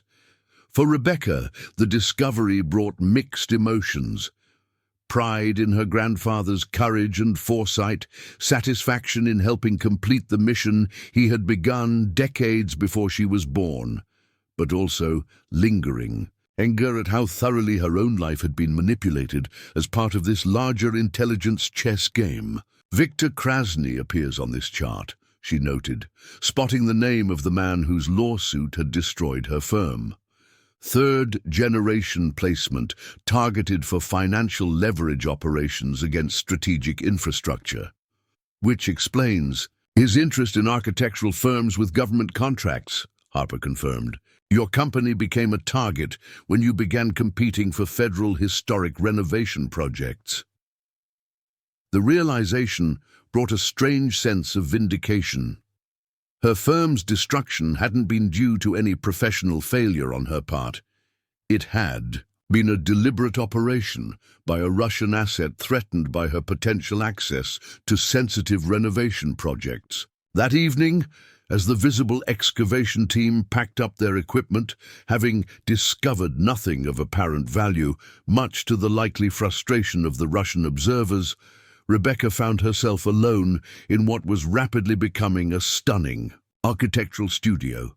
The renovation had transformed the hayloft into a dramatic workspace with soaring ceilings, exposed beams, and glass walls framing the mountain landscape. The irony wasn't lost on her. This extraordinary space, far more inspiring than her sleek Chicago office, had emerged from what had seemed like career-ending disaster. By destroying her firm, Krasny had inadvertently led her to professional renewal and connection with her grandfather's legacy. A gentle knock at the studio door interrupted her reflections. Director Harper entered, looking less like the CIA's top official and more like a weary field operative after days of intense operation. "Our observers are withdrawing," he reported. "The performance worked. They believe we found nothing of significance." "What about Volkov?" "Departed for Washington. This morning, we'll be tracking his movements closely." Harper moved to the architectural plans spread across Rebecca's drafting table, the continuing design for Willow Creek Barn's transformation. "These are remarkable," he said, studying the integration of historical elements with contemporary design. "You've preserved the barn's essential character while creating something entirely new." "That's always been my approach to historical structures," Rebecca replied. Honor what came before while building for the future. Find a balance between preservation and progress. Harper nodded thoughtfully. An apt metaphor for intelligence work as well. We preserve institutional knowledge while adapting to emerging threats. The players change, but the fundamental patterns endure, as your grandfather understood all too well. He turned to face her directly. Which brings me to a proposition. The operational phase of this investigation is concluding, but the intelligence implications will continue unfolding for months, possibly years. The Inheritors program represents a counterintelligence challenge requiring both historical perspective and forward-thinking analysis. You're not suggesting I continue as some kind of intelligence consultant, Rebecca said, surprised. That's exactly what I'm suggesting. Your unique combination of architectural expertise and family connection to this case has proven invaluable. More importantly, you've demonstrated aptitude for the conceptual aspects of counterintelligence work, seeing patterns, anticipating adversary actions, designing multi-layered operations. The proposition was unexpected, but not entirely shocking. Rebecca had found herself increasingly engaged in the strategic aspects of the operation, offering insights that extended beyond her architectural expertise. I have a design practice. To rebuild, she said, gesturing to the studio taking shape around them. And Emma needs stability after everything we've been through. The consulting role would be discreet, part-time, and compatible with your professional work, Harper assured her. In fact, the network of historical renovation projects we could connect you with would significantly accelerate your practice's rebuilding. As for stability, I'd argue that understanding the true nature of the forces that disrupted your lives offers more security than remaining unaware. Rebecca moved to the glass wall, gazing out at the Montana landscape, now bathed in evening light. The transformation of Willow Creek Barn mirrored her own journey, from abandoned ruin to renewed purpose, from desperation to determination. Her grandfather had faced a similar choice decades earlier, recognizing a threat, accepting the responsibility to address it, creating a legacy that extended far beyond his architectural achievements. Now that legacy had found its way to her, not through family stories or inherited blueprints, but through an extraordinary convergence of professional expertise and historical circumstance. I'll need complete transparency, she said finally, turning back to Harper. No compartmentalization or need-to-know limitations on anything involving the Inheritors program. If I'm consulting on this, I want the full picture. Agreed. Harper replied without hesitation. Your security clearance is already being processed. By next week, you'll have access to the complete analytical framework being built around your grandfather's discovery. As Harper departed, Rebecca remained in her studio, watching night settle over the mountains. What had begun as a desperate gamble on a dilapidated barn had evolved into something she could never have imagined. Professional renewal, connection with her family legacy, and a role in addressing threats to national security that spanned generations. The path forward was complex and would require careful balance between her architectural practice and intelligence consulting, between Emma's needs and her new responsibilities, between the visible renovation project and the invisible counterintelligence operation it had revealed. Yet for the first time since leaving Chicago, Rebecca felt genuinely optimistic about the future. The skills that had built her career hadn't failed her. They had prepared her for challenges beyond anything she had previously imagined. The disaster that had seemed to end her professional journey had instead redirected it toward greater purpose. From the ashes of defeat, something remarkable had emerged, not just a renovated barn, but a renewed sense of possibility and purpose. Like her grandfather before her, Rebecca Morgan had discovered that true architecture extended beyond physical structures to the building of legacy, security, and truth that could stand the test of time. 6 months after discovering the hidden room behind the false wall, Rebecca Morgan stood in the center of her completed architectural studio, watching the Montana sunset paint the mountains in hues of amber and gold. Willow Creek Barn had undergone a metamorphosis so profound that visitors struggled to reconcile before and after photographs. The weathered agricultural structure had been transformed into an architectural showcase that harmonized historical preservation with contemporary design. Soaring timber beams now framed walls of glass. The former hayloft had become a dramatic mezzanine studio overlooking the main living space. The dilapidated silo had been converted into a striking cylindrical library with spiral stairs winding to a rooftop observation deck that locals called the Lighthouse. More remarkably, Rebecca herself had undergone an equally dramatic transformation, from a bankrupted architect fleeing professional ruin to a rising star in historical renovation with a portfolio of prestigious projects across the Mountain West, and a waiting list of clients eager to experience her unique vision. Quite a change from that first day, isn't it? Observed Michael Brennan, who had remained as her primary liaison with the intelligence community after the operation's active phase concluded. In every possible way, Rebecca agreed, thinking not just of the physical renovation, but of her own evolution. When Emma and I pulled up that first day, I couldn't imagine how we'd make this place merely habitable, let alone extraordinary.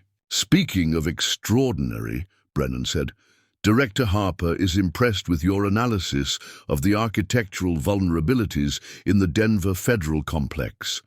Your grandfather would be proud. You've got his eye for the subtle details that others miss. Rebecca's consulting role with the intelligence community had evolved alongside her revitalized architectural practice. As Harper had predicted, her unique combination of technical expertise and intuitive understanding of how spaces could be compromised had proven invaluable in the ongoing investigation of the Inheritors program. "How many arrests are we at now?" she asked, referring to the Russian deep-cover agents identified through her grandfather's documentation. 17 confirmed operations disrupted, Brennan replied. Some arrested, others quietly removed from sensitive positions. A few turned to provide counterintelligence. Victor Krasny is among those facing prosecution. The evidence connecting him to your firm's sabotage was particularly compelling. The vindication of seeing Krasny held accountable had been unexpectedly powerful for Rebecca. The man who had deliberately destroyed her Chicago practice now faced serious federal charges, while she had risen from those ashes to create something far more significant than her previous firm. The sound of tires on gravel announced Emma's return from her after-school science club. Rebecca watched through the studio windows as her daughter bounded from the car, her backpack bouncing against her shoulder, her movements energized by the confidence that had blossomed over these transformative months. "Mom!" Emma called as she burst into the studio. "We got selected! Our environmental monitoring project for Paradise Valley is one of 10 finalists in the national competition." Rebecca hugged her daughter, marveling at how thoroughly Emma had adapted to their new life. The shy, uncertain child who had arrived in Montana, hiding behind stuffed animals, had grown into a vibrant 10-year-old who led her science team and explored the countryside with fearless curiosity. "That's incredible, honey. I knew all those water samples and wildlife observations would pay off. Ms. Peterson says we might even get to present in Washington, D.C. Emma continued excitedly. "She says our data on watershed changes is really important for climate research." As Emma headed to the kitchen for her customary post-school snack, Brennan smiled. "She's thriving here. Hard to believe she's the same child who arrived 6 months ago. Children are remarkably resilient when they feel secure, Rebecca noted. Emma senses that we've found our footing, that we're not just surviving anymore, but building something meaningful. Their conversation was interrupted by the arrival of Catherine Reynolds, the legal counsel who had first presented Rebecca with the unusual agreement that had transformed their lives. "The paperwork is complete," Reynolds announced without preamble, placing a leather portfolio on Rebecca's drafting table. "The Willow Creek property has been officially transferred to the Morgan Family Trust, with all security clearances and access protocols updated accordingly." The legal maneuver represented the final step in Rebecca's transition from accidental participant to authorized partner in the ongoing counterintelligence operation. The property that had once been a desperate last resort was now a formally designated secure facility with Rebecca as both owner and authorized custodian. "There's something else," Reynolds added, extracting a sealed envelope from her briefcase. "This came through diplomatic channels yesterday. Director Harper felt you should receive it personally."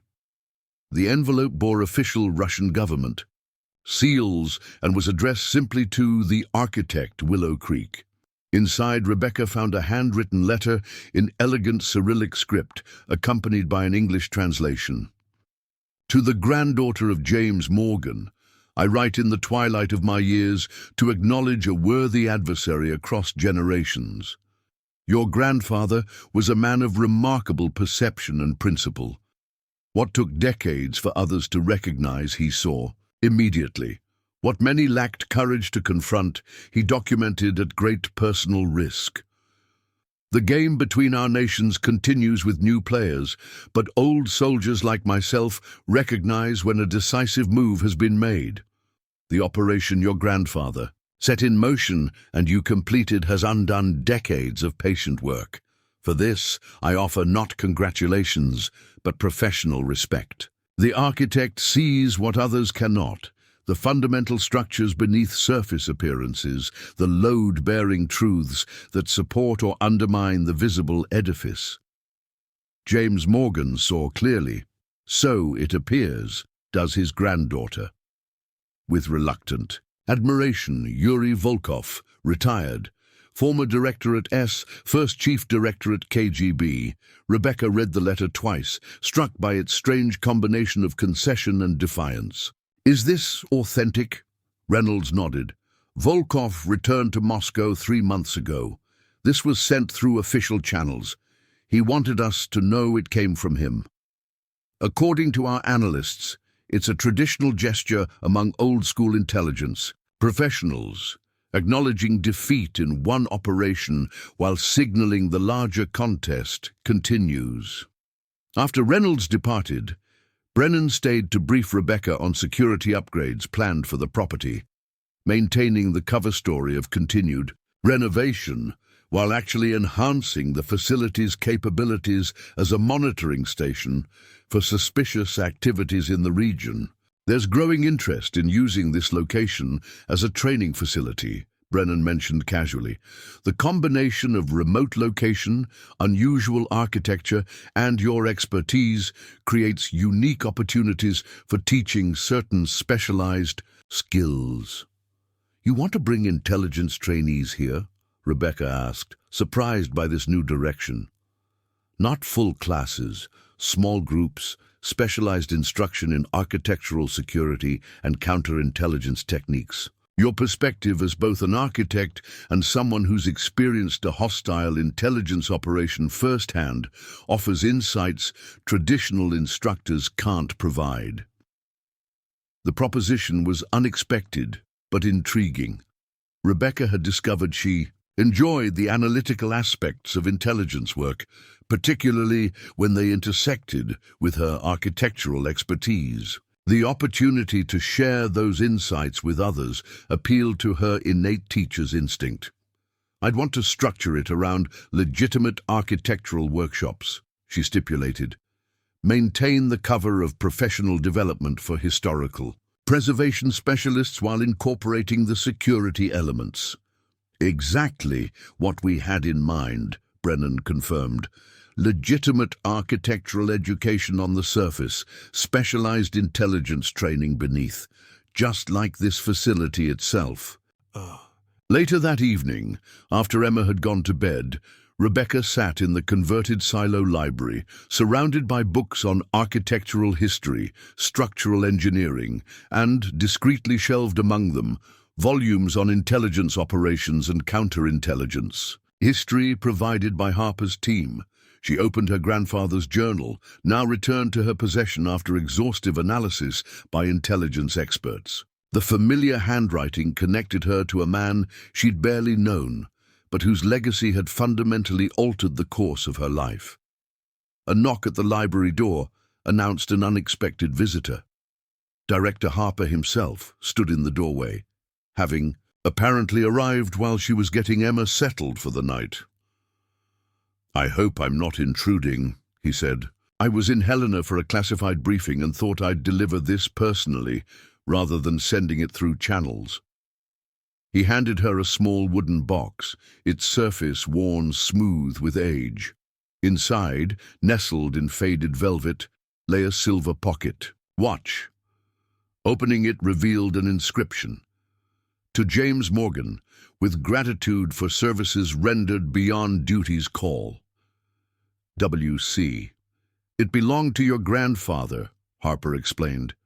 "We found it in sealed CIA archives, held since his death, but never delivered to his family due to classification concerns. The inscription is from William Colby, former director of Central Intelligence. Your grandfather was apparently held in higher esteem than even our historical records indicated." Rebecca cradled the timepiece, feeling a tangible connection to her grandfather's legacy. Why wasn't this acknowledgement made public after the Cold War ended? Why maintain the secrecy around his contributions? "Operational security," Harper replied, taking a seat across from her. "Even after the Soviet Union collapsed, revealing the full extent of your grandfather's counterintelligence work risked exposing methods and sources that remained relevant.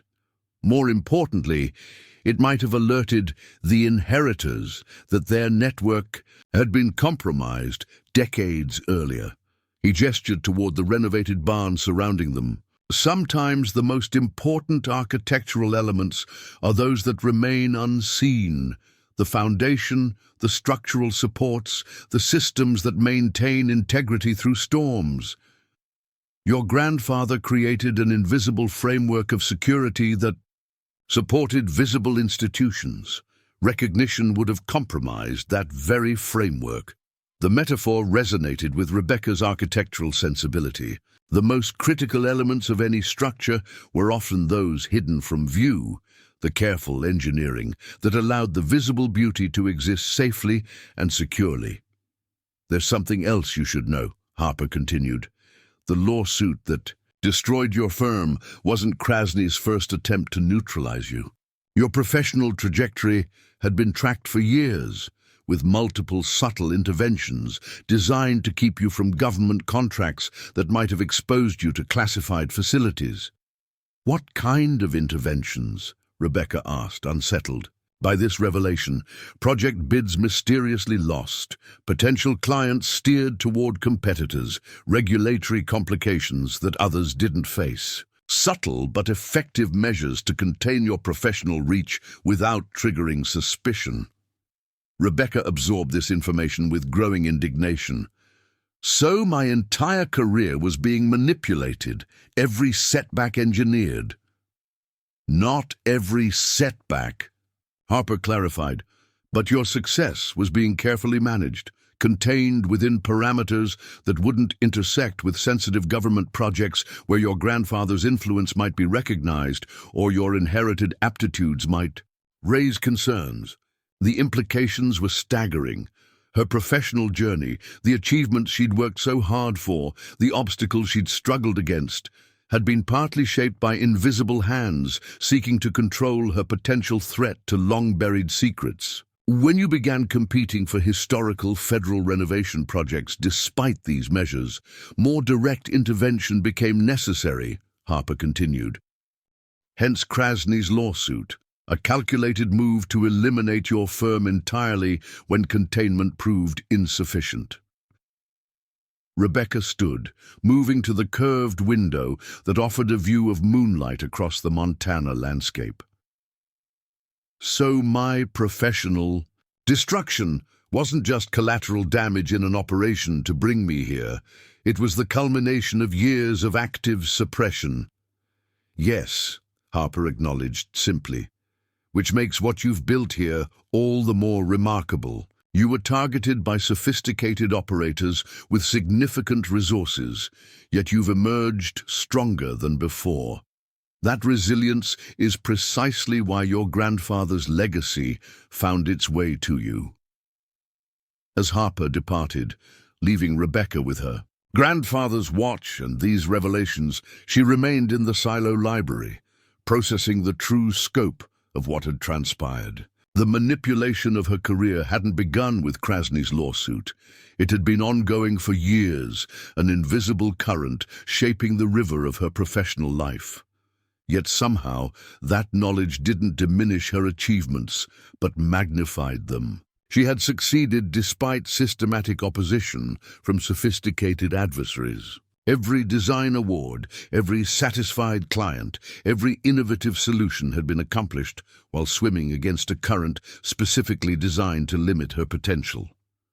The watch ticked softly in her palm, its mechanism still functioning after decades, much like her grandfather's carefully laid plans. He had created a legacy that transcended architectural drawings and government facilities, a blueprint for integrity that had spanned generations to reach her at precisely the moment when she could continue his work. The next morning brought clear skies and the arrival of Rebecca's first architectural clients since establishing her new practice in Montana. A historical preservation society seeking to renovate a 19th-century mining town administration building into a community center. Legitimate work that would establish her regional reputation while providing cover for her continuing intelligence consulting. As she conducted the site tour, Rebecca found herself seeing the historical structure through dual lenses: the architect's eye for restoration potential and the security consultant's awareness of vulnerabilities and opportunities. The perspectives didn't conflict but complemented each other, creating a richer understanding of how spaces functioned on multiple levels. Your proposal captures exactly what we've been trying to articulate, the Preservation Society director enthused after reviewing Rebecca's preliminary designs. Honoring the historical significance while creating functionality for contemporary needs. Where did you develop this approach? It's about listening to what the structure wants to become, Rebecca explained, finding words for an intuitive process. Every building has integrity, architectural, historical, functional. The key is identifying that core integrity and building from it, rather than imposing something foreign. The philosophy applied equally to her intelligence work, she realized. Identifying core patterns, respecting historical continuity, building new capabilities that honored original purposes while adapting to modern challenges, these principles transcended individual disciplines. Returning to Willow Creek Barn that afternoon, Rebecca found Emma and 3 friends constructing an elaborate model watershed system in the barn's spacious main room, part of their science competition project. The sight of her daughter confidently directing the team, explaining hydrological concepts with enthusiasm, reinforced how profoundly their lives had transformed. We're mapping how agricultural runoff affects the watershed, Emma explained, showing Rebecca their detailed scale model. See how we've included the historical changes. This shows farming patterns from the 1930s when this barn was built, and this shows current usage. We're demonstrating how land use changes affect water quality over generations. The parallels to Rebecca's own work, both architectural and intelligence-related, were striking. Emma had intuitively grasped the importance of historical patterns in understanding current conditions, the way past decisions created frameworks that shaped present realities. Later that evening, as Rebecca worked in her studio on designs for both the mining town project and a classified analysis of security vulnerabilities in historical government buildings, she received an unexpected video call from Director Harper. "We've made a significant breakthrough," he announced without preamble. "The remaining inheritors' assets are being systematically identified and contained. Your architectural analysis of facility access patterns proved crucial. You identified vulnerability clusters that had escaped our conventional security reviews." The professional validation was gratifying, but Rebecca found herself more focused on the personal implications. "What does this mean for Emma and me? Is the active threat diminished?" "Substantially," Harper confirmed. "While routine security protocols will remain appropriate, the targeted operation against you has been effectively neutralized. The assets specifically tasked with monitoring your activities have been identified and contained." The news brought a sense of closure to the extraordinary chapter that had begun with their desperate arrival 6 months earlier. The immediate danger had passed, though Rebecca knew the broader intelligence landscape remained complex and dynamic. "There's something else," Harper continued. "The Historical Commission overseeing federal architectural preservation projects has an opening for a special consultant. The position would provide access to significant renovation opportunities while maintaining your security clearance for ongoing consultation work. If you're interested, the appointment could be formalized next month." The opportunity represented everything Rebecca had hoped to rebuild after her Chicago firm's destruction: prestigious projects, professional recognition, financial stability, combined with the meaningful security work that had become an unexpected dimension of her architectural practice. "I'd like that," she said simply. "Thank you." After concluding the call, Rebecca walked through the renovated barn, marveling at the transformation. Where sagging timbers had threatened collapse, structural reinforcements now ensured stability for another century. Where drafty gaps had let in bitter Montana winds, energy-efficient glass now captured breathtaking views while maintaining comfort. Where desperation had driven their arrival, purpose now defined their presence. In the main living area, Emma had fallen asleep on the couch, surrounded by her science project notes, her face peaceful in the soft lighting. Rebecca covered her with a blanket, overwhelmed with gratitude for her daughter's resilience and adaptation to their extraordinary circumstances. Moving to the silo library, Rebecca retrieved her grandfather's pocket watch from its box. Feeling its solid weight in her palm, the timepiece had witnessed decades of history, ticking steadily through Cold War tensions, family generations, and the hidden currents of intelligence operations that had ultimately connected her to her grandfather's legacy. On impulse, she climbed the spiral stairs to the observation deck atop the converted silo. The night air carried the crisp scent of pine and distant snow from the mountain peaks.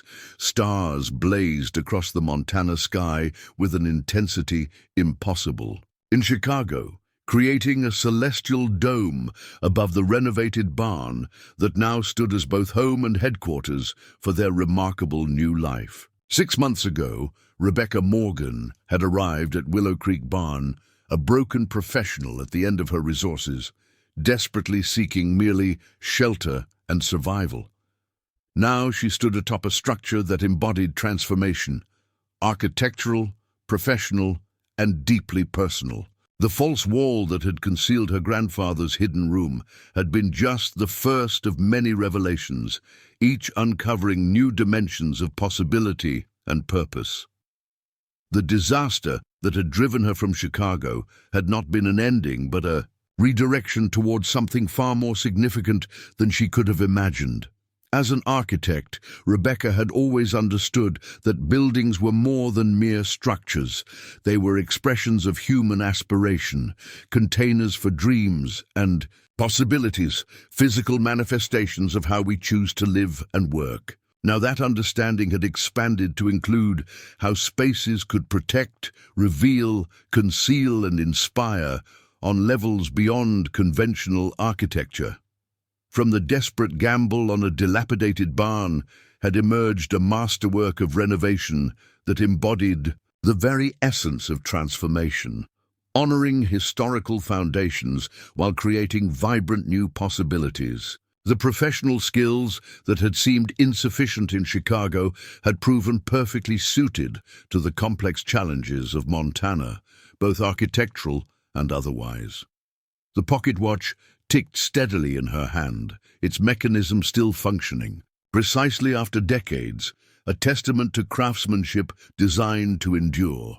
In a similar way, her grandfather's legacy had survived attempts to suppress it, finding its way across generations to continue its purpose. The revelation that her career had been systematically manipulated now seemed less a violation and more a testament to her inherent capabilities. She had been considered significant enough to require containment, her potential recognized even by those who sought to limit it. As the Montana night enfolded Willow Creek Barn in its vast silence, Rebecca felt a profound sense of alignment with her grandfather's legacy, with her own evolved purpose, with the architectural principles that had guided her from the beginning. The structures that endured, both physical and metaphorical, were those built on integrity, adaptability, and clear-eyed recognition of fundamental truths. She had arrived 6 months ago, seeking merely to survive after professional catastrophe. Now she stood as not just a successful architect, but as a guardian of security that transcended buildings, a protector of institutions and principles that formed the foundation of something larger than individual structures. The barn below her feet, once leaning toward collapse, now stood as a testament to the possibility of renewal, not just of buildings, but of lives and legacies. The hidden room that had once contained secrets now opened doors to new possibilities. The intelligence operation that had initially manipulated her had ultimately liberated her to greater purpose. Rebecca Morgan had come to Montana looking for a last resort and found instead a first beginning, a renewal of professional purpose, a connection to family legacy, and a path forward that integrated all her skills and experiences into meaningful work that would endure. As she descended from the observation deck to return to the warm heart of their transformed home, Rebecca carried with her not just her grandfather's watch, but the certainty that some renovations extend beyond physical structures to the very architecture of lives and legacies. From behind the false wall had emerged not just hidden rooms and classified documents, but a blueprint for resilience that would guide their future long after the immediate operation concluded. What had begun as a desperate gamble had become their greatest opportunity, a transformation as profound as the barn itself and equally designed to weather whatever storms might come. Up next, you've got 2 more standout stories right on your screen. If this one hit the mark, you won't want to pass these up. Just click and check them out. And don't forget to subscribe and turn on the notification bell so you don't miss any upload from us.